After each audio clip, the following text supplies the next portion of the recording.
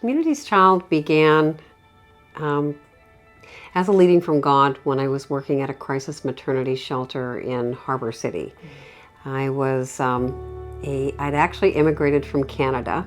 I was running programs in Canada for parents that had learning disabilities, different challenges, maybe because of drug overdoses, car accidents, just different things.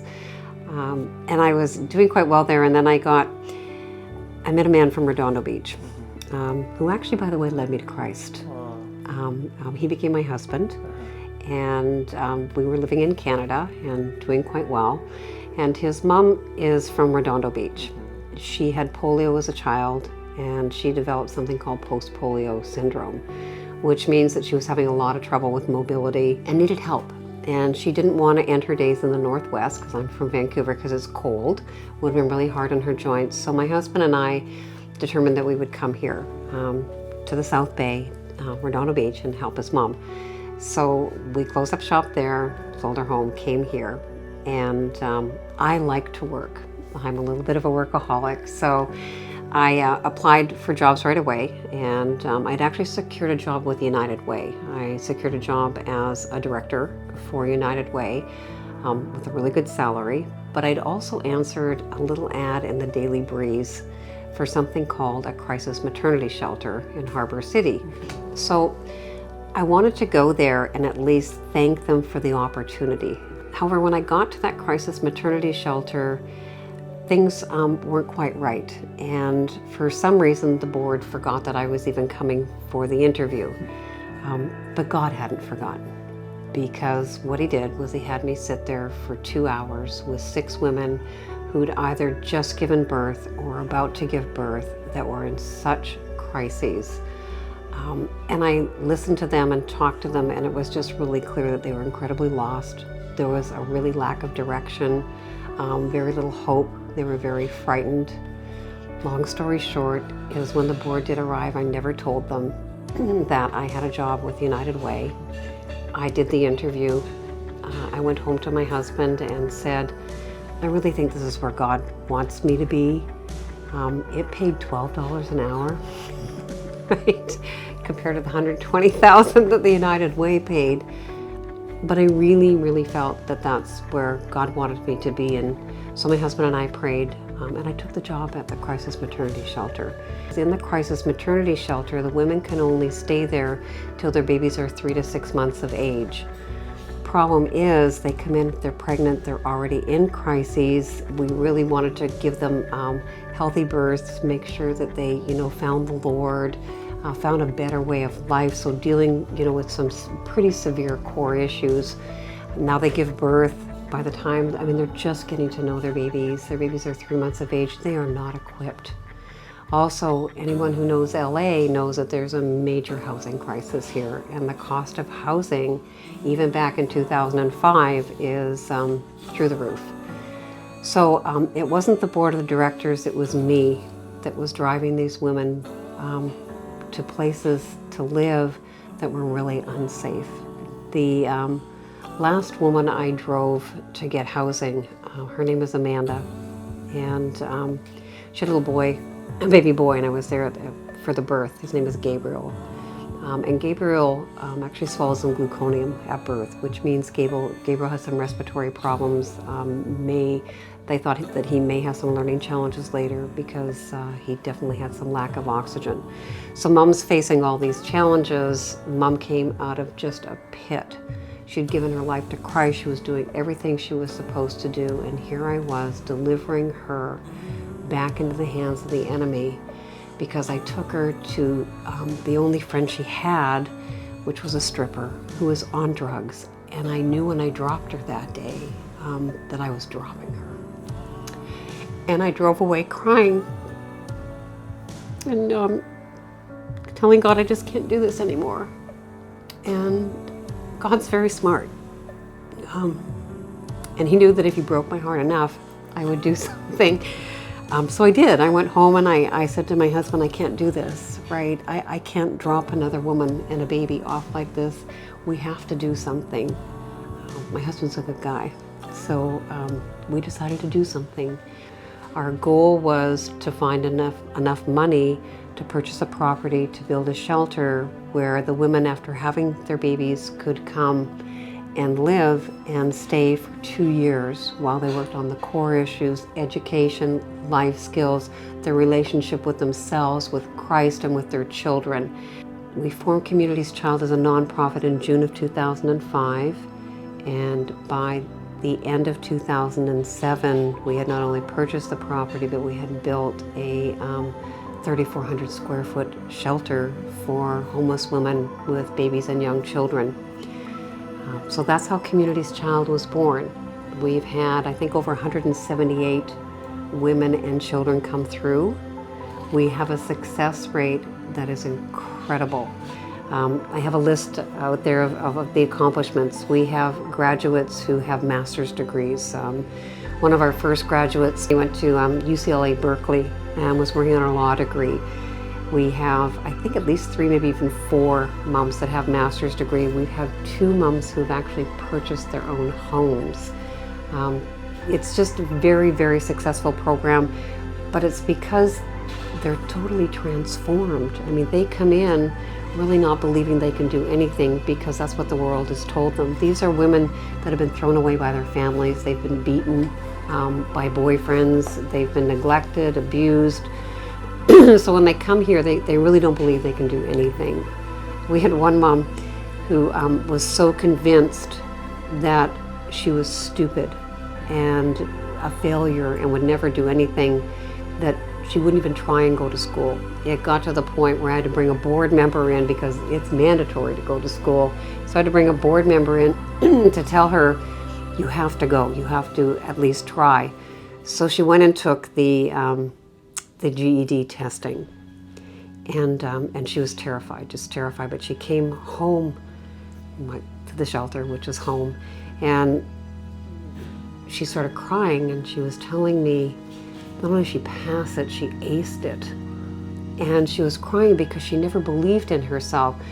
So I was saying to her, that's so amazing. So now what do you want? You can be anything you want. What have you dreamed of? And with tears streaming down her face, she said to me, I don't know, because I never dreamed, I never believed that I could. So that's the depth of desperation, hopelessness that they come here with. But the change and the transformation is huge. Within the first year, we had 120 families that were coming to us because they didn't have enough food for their families. And I'm talking families, Torrance, Lomita, right, like the immediate areas, and they just didn't have enough food. They didn't have shoes for their kids, they didn't have school supplies. They were pretty destitute. So we opened up the food pantry, which was a great thing because you need to feed the people. Even Jesus fed the people. But we needed more than that. Because we had to deal with the issues that led to poverty. So we started doing things like helping the kids with school supplies, backpacks. We pretty soon moved on to English as second language for the adults, adult literacy, pre-vocational programs, anything to help these families come up and out of poverty so they could help their families become more self-sustainable. I think if God would have told me back then that I wasn't just going to be building this crisis maternity shelter, which, by the way, I felt totally equipped to do. Not only was I a Canadian in the United States, not knowing the systems, I'd never opened up a nonprofit before. But it's true, as long as you're faithful to what God calls you to, I think I've heard the saying that if God calls you to it, He's going to bring you through it. He provided for everything. He built a shelter that is amazing. I mean, it's better than my home. It's better than most people's homes because He really wanted to take those women out of that mucky mire and remove them from the places of temptation and evil and bring them into His love, into His restoration. And in order to do that, He had to provide this facility that is like amazing. And then when it came to the community center, it's just as amazing because, again, although we can't house them all, we can really help them and do a lot of homeless prevention. But they get to come to see this facility that's beautiful, and we're always so respectful. We don't have any lineups. Everybody comes by appointment. And we're blessed to even offer church services on Sundays. We do church plants at the building because I'm not a pastor, right? But we do ask churches to come alongside us and to do that. At every event that we have for the community, whether it's back to school, feed the children, whatever it is, we ask groups, different churches to come alongside and evangelize and help us to give these families, because they're quite hopeless. The families we serve are a typical family, and this is good news, it's two parents still. They average 3 children, but their incomes are $12,000 to $14,000 a year. They're the working poor. They're working, but they're working at minimum wage jobs.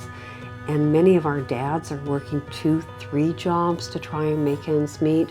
So the amount of stress for these families is really high too. So that's another area where we need people to come alongside, just to help them with anything. If we can provide food, right? If we can provide diapers, if we can provide, school supplies, those things that take some of the load off of these families. And then again, we do the educational part to help them get better jobs, right? The more literate you are, the higher your education.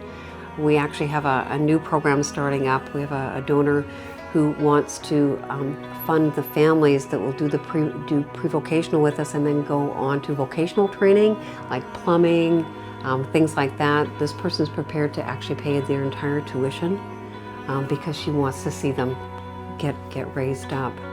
Keep telling people who ask, how do you do this? I think my answer is more like, who gets to do this, right? This is just such an amazing job to be able to work for God and to watch so many people's lives being transformed. So that's Community's job. So my name is Dee Dee Ornelas, and I am the Interim Executive Director here at Community's Child. And I'm going to be sharing a little bit of our volunteer needs. We are a small staffed organization. We have 7 staff. And for the 5,000 people a year that we serve, we need volunteers to come alongside us and help us. Many of the needs are here in the shelter. On Mondays, Tuesdays, Wednesdays, and Thursdays, we need babysitters while the parents are in meetings or in counseling or in classes that we have. Part of the structure here in the shelter is that the moms participate in having one-on-one sessions either with a case manager or a therapist, and then also different classes. So we need volunteers that can teach the classes. Sometimes it might be an arts type of class, or it might be something where maybe they have a professional skill that they can teach, whether it's money management, or maybe they know about renter and renting laws that they can help them, and maybe help even with cleaning up their credit. There's so many different backgrounds that people have that they don't think that they can actually come here and teach. But it could be anything from jewelry making to some laws about housing that they can offer the women. Also the babysitting. On Mondays, we need babysitters from 4:30 to 5:30. And then Tuesdays, Wednesdays, and Thursdays, we need babysitters from 6 p.m. to 7:30 p.m. And then we also need volunteers that would want to come here and maybe teach the women how to cook, or teach them how to bake, or maybe baking with their children. There's so much opportunity for them to be able to come here and offer something to the women. And then we have our community center, where we need facilitators there as well. We need an ESL instructor. We need babysitters there while families are in classes. We need even individual counselors that might want to offer their skills to help some of the families that might be going through some sort of a crisis. Even if it's in drug and alcohol, if they have a certificate in that, they can offer some counseling. We have so many events where we need prayer teams to come alongside us, because every event we have a prayer booth. And so that's where we need the church to stand with us in prayer. And so during these events, it's a great opportunity to evangelize, to share the gospel, to let the people know that God loves them and that God cares about them. They're not forgotten. And because of the hardships that many of the families go through, they need some hope. And so, yes, they're going to leave there with some tangibles, some things that we can give them, but the best thing we can give them is the love of God. And so we need people there to help us in that. And then also with the craft, we always have a craft station for the kids. And so we always want the church to be a part of that, because we want it to be something where they're going to learn from the Bible. So we want our crafts to be somehow Bible related. And so the best people to teach that and to do that is the church. So those are just some of the needs that we have. We have much, much more. If anybody wants more information on volunteering and what the needs are, they can email us, they can call us. We're always available.